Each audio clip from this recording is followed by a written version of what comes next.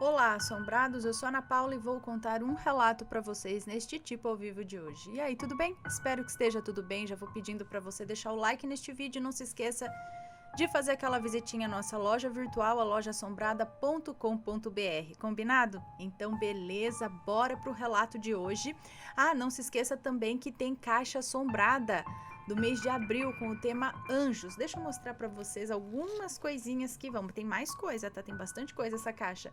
Mas olha só, você vai receber um quadrinho aqui do Arcanjo Miguel com oração aqui atrás, tá bom? Vai receber também, por exemplo, um escapulário do Anjo da Guarda. Aqui, ó. Escapulário do Anjo da Guarda, né? Caixas para proteção. E mais um dos itens que não poderia deixar de ir neste mês de abril de Páscoa, né? Que é chocolate. Ó, vocês vão receber uma caixa de bombons deliciosos. Vai por mim.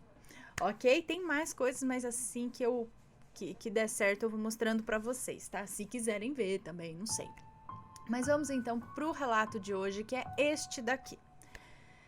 Minha casa era assombrada e eu nunca quis acreditar. Vamos lá. Olá, Ana e assombrados, meu nome é Fulana e tenho 29 anos. E nessa época do relato eu morava em Salvador, na Bahia. Hoje eu moro em outro estado. Mas enfim, minha casa era assombrada e eu nunca quis acreditar, pois eu morria de medo e achava que era coisa da minha imaginação. Pois eu era muito pequena e acho que fui me acostumando mesmo com as coisas bizarras que rolavam naquele lugar. A casa era da minha avó paterna e foi passada... a casa era da minha avó paterna e foi passada para o meu pai quando ele se casou com a minha mãe. Essa mesma casa foi onde o meu pai cresceu e se desenvolveu com os irmãos dele e com a minha avó. Mas até aí tudo bem, né? Meu pai falava sempre de sua infância, que não foi fácil e que minha avó sempre tinha ali naquela casa um pé de pimenta que sempre utilizava para castigar o meu pai e os irmãos dele, colocando pimenta em sua boca, obrigando eles a engolir tudo calados, queimando tudo por dentro. Sei lá o que eles aprontavam, mas esse castigo eu achava pesado e tinha pena do meu pai. Até que fomos crescendo e meu pai reproduzia esses tipos de castigos comigo e com os meus dois irmãos. Ele não chegou a usar pimenta, mas fazia coisas piores. Eu sou a mais velha, porém éramos obedientes, sabe? Mas o meu pai sempre foi muito agressivo. Independente da trela, independente da trela, iríamos apanhar, e não era algo leve, não. Sempre era com cinto e qualquer objeto que estivesse por perto. A casa tinha essa energia pesada pelo comportamento do meu pai e por coisas vividas no passado, nessa mesma casa. Eu me lembro de sempre sentir uma angústia e uma tristeza sem motivo algum. O cachorro tinha medo do meu pai. Minha mãe, coitada, não podia se impor e nos defender porque sobrava para ela também. A casa tinha apenas 2 quartos. Um deles era dos meus pais e o outro era dividido para nós 3, os irmãos. À noite sempre vinha a sensação de alguém nos olhando e muitas vezes eu sentia a presença de alguém no quarto. E tinha dias que eu não conseguia dormir direito. Quando dormia, sempre tinha pesadelos. Minha mãe sonhava muito também e até teve paralisia do sono uma vez. A casa era banhada nessa energia densa, escura, onde sempre havia brigas, agressões físicas e tristeza. Eu quase nunca acordava para ir ao banheiro à noite, pois sempre via vultos pela casa e temia que fosse o espírito do meu tio falecido. Sim, o irmão do meu pai, que faleceu num acidente de carro e que eu nem cheguei a conhecer. Eu não sei o que os meus irmãos sentiam, mas só sei que eu vivia com as minhas mãos suadas e eu sentia sempre um homem atrás de mim. Eu olhava de lado e não via ninguém. Eu deixava para lá e disfarçava, e isso me seguiu durante anos, até eu entrar numa igreja evangélica e depois passou. Antes mesmo de eu e minha família nos tornarmos evangélicos, houve uma reunião lá em casa que os irmãos iam toda semana para dar o curso bíblico. E foi nesse dia que a minha mãe foi possuída por espíritos ruins. E com muito ódio eles falavam que iriam matar a todos nós. A voz era assustadora e a força era tamanha que o meu pai não conseguia segurar a minha mãe. Depois disso houve outra possessão novamente, porém não cheguei a ver.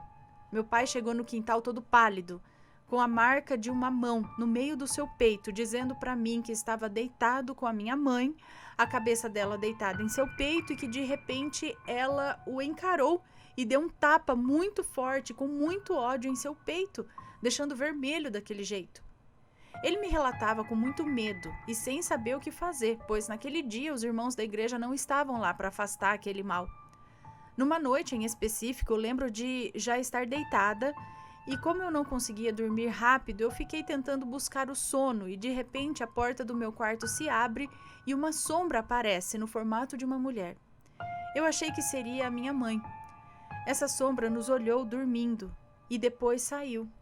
Eu jurava que seria minha mãe, pois era da mesma altura dela e até falei, mãe, é a senhora? Mas a sombra não falou nada e saiu. No dia seguinte, fui perguntar à minha mãe o porquê dela ter passado lá para nos olhar e ela falou que não levantou à noite, que não foi lá olhar. Não foi lá olhar a mim e aos meus irmãos. E depois dessa noite, das possessões, eu passei a ficar com medo da minha mãe, porque eu via e sentia as coisas na casa, porém nunca disse para ela que eu sentia esse medo dela, para não deixá-la triste, sabe? Porque eu sabia que não era culpa dela. Depois de muitos anos de sofrimento e de abusos naquela casa, por volta dos meus 15 anos de idade, eu me batizei na igreja e minha mãe também. E nunca mais vi nada na casa. E minha mãe não ficou mais daquele jeito. Porém, o meu pai não ficou muito tempo na igreja e se afastou. Daí começou a aparição de outras sombras na casa. Meus pesadelos voltaram e eu via coisas específicas nos sonhos. E descobrimos que o meu pai estava traindo a minha mãe e começou outro sofrimento. Minha mãe ficou depressiva, a amante ligava o tempo todo para ela para discutir. Meu pai sempre agressivo e eu só pedia a Deus que tirasse o meu pai de casa, pois sem ele tudo seria melhor. Até que ele conseguiu um emprego fora da cidade, sempre tinha que estar viajando. Isso foi o nosso alívio, mas infelizmente a nossa mãe ficou muito mal com isso. Depois de algum tempo, minha mãe descobriu um câncer de mama e os médicos fizeram uma cirurgia nela e teve que retirar todo o seio esquerdo dela. Quando minha mãe acordou, já estava sem o seio e nem sabia do ocorrido. Meu pai tinha autorizado a cirurgia porque os médicos disseram que se não retirasse ela ia morrer. Enfim, Ana, nosso pai e aquela casa eram tão ruins pra gente que nos deixavam infelizes. Até minha mãe, que era uma mulher saudável, estava doente desse jeito e só piorava. Nos pesadelos eu via minha mãe morta debaixo da pia da cozinha. Debaixo da pia da cozinha dessa casa. E uma voz dizia que quem tinha matado era o meu pai. E no fundo eu sabia que ele tinha coragem de fazer isso com ela. Por volta dos meus 18 anos, eu já tinha terminado o ensino médio e resolvi conversar com a minha mãe, pois ela tinha sofrido outra doença depois do câncer. Estava com tuberculose. Estava na cara que aquela casa estava nos adoecendo e querendo tirar nossa mãe de nós. Depois de todo o tratamento do câncer e da tuberculose, a minha mãe ficou curada, graças a Deus, mas o meu pai não tinha mudado muita coisa. E enfim, ele descobriu que tinha passado no concurso de polícia. E esse foi um dos motivos que precisamos sair daquela casa e do estado. Nos mudamos de Salvador e os meus pais, enfim, resolveram se separar, me deixando tão aliviada e tão feliz porque eu sabia que aquele sonho tinha me revelado que alguma coisa naquela casa ia fazer com que aquela tragédia acontecesse. E eu não suportaria tanta dor. Essa casa hoje está com meu outro tio, outro irmão do meu pai, onde vive a família dele. Depois de muitos anos, eu voltei a Salvador, a visita, voltei a passeio, a visita mesmo. E quando fui visitá-los nessa casa, eu vi que estava totalmente mudada. A casa estava reformada e tal, porém com aquela mesma energia escura. Acredito que seja algo dos antepassados, algo da família que ali se instalou, sei lá. Hoje eu sou espírita e sei que algo acontecia ali. E é isso, Ana. Obrigada por ler este grande relato que é uma parte da minha vida, onde muitas coisas aconteceram e que tiveram que ser assim por alguma razão, não é verdade? Um beijo para sua família e fiquem com Deus. Um beijo para você, muito obrigada. Então, será que tudo tinha que acontecer? Acho que na verdade tudo meio que tem que acontecer, sei lá. Tem o livre-arbítrio também, tem muita coisa, né? mas fato é que parece que a casa tinha influência, não é? No comportamento ou algumas coisas, até a possessão e tudo mais. Você acredita que o ambiente pode influenciar essas coisas? São coisas do ambiente, quando se muda daquele lugar as coisas melhoram? Já teve uma experiência desse tipo? Conta pra gente, deixa seus comentários sempre com respeito, por favor. Ok? Um grande beijo pra vocês e a gente se vê no próximo relato. Fui!